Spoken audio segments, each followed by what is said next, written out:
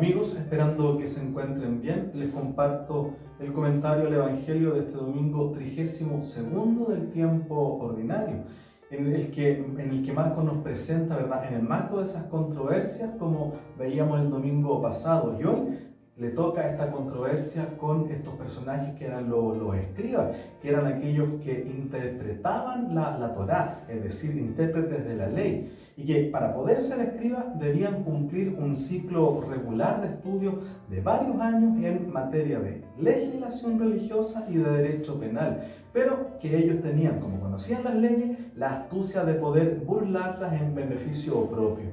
Los escribas tenían derecho a ser llamados rabí, es decir, maestro, excelencia. Era una especie de élite, de aristocracia intelectual. De estos, Jesús invita a cuidarse, porque tenían esas actitudes, ¿verdad?, que era una conducta reprochable, como la ostentación, la vanagloria, el egocentrismo, la ambición, la voracidad hipócrita. Eran aquellos muy aparatosos en su modo de vestir. Se diferenciaban en esto del resto, digamos, les gustaba pasearse con largas túnicas para ser reconocidos. En la sinagoga, para poder ser vistos, ocupaban los primeros puestos.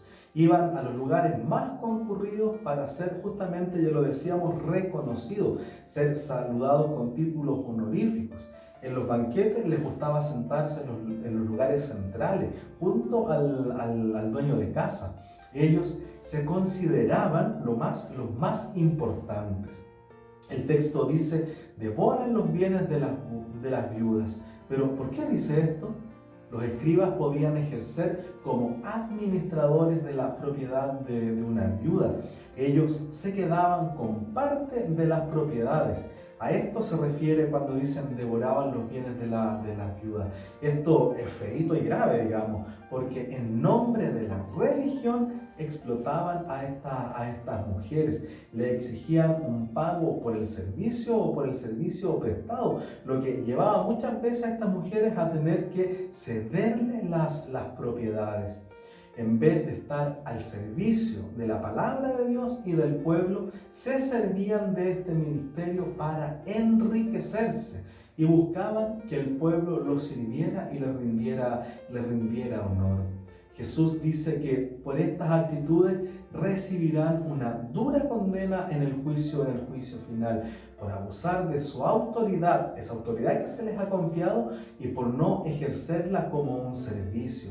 Sigue el texto mostrando a Jesús sentado frente a la sala del tesoro, donde los fieles depositaban las limosnas, la ofrenda, que probablemente servían para el culto.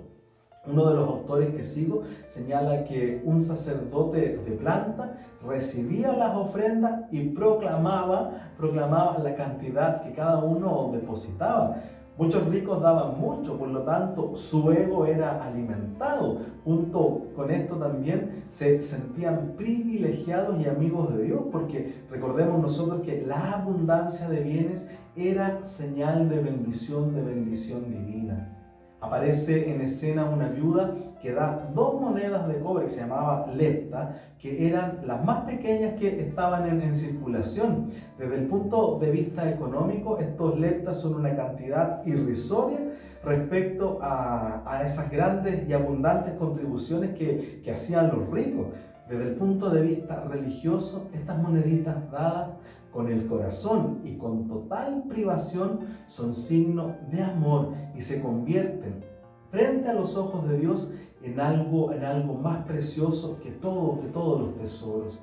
Jesús ve en ella mucha fe y entrega incondicionales al amor providente de Dios. Ella, que era una mujer viuda y pobre, da todo cuanto tenía para vivir.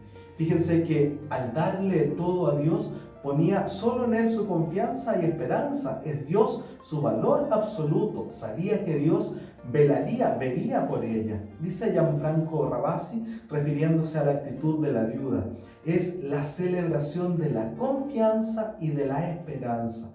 Las virtudes típicas del pobre, que no basa su seguridad sobre los bienes materiales, sino sobre la providencia divina.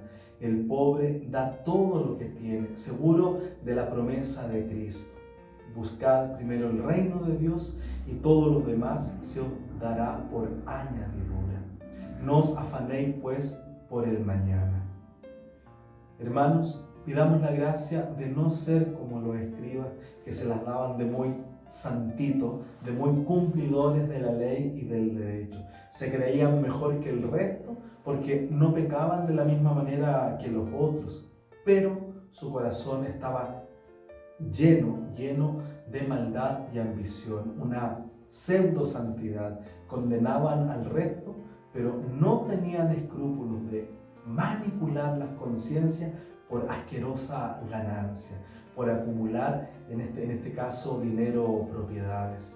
Que podamos nosotros cultivar esa actitud de desprendimiento, no solo de dar, sino de darnos, confiando en el Dios que provee, como nos ha mostrado la viuda del texto del Evangelio de hoy. Que Dios Todopoderoso les bendiga, el que es Padre, Hijo y Espíritu Santo. Amén. Que tengan todos ustedes una bendecida y feliz semana.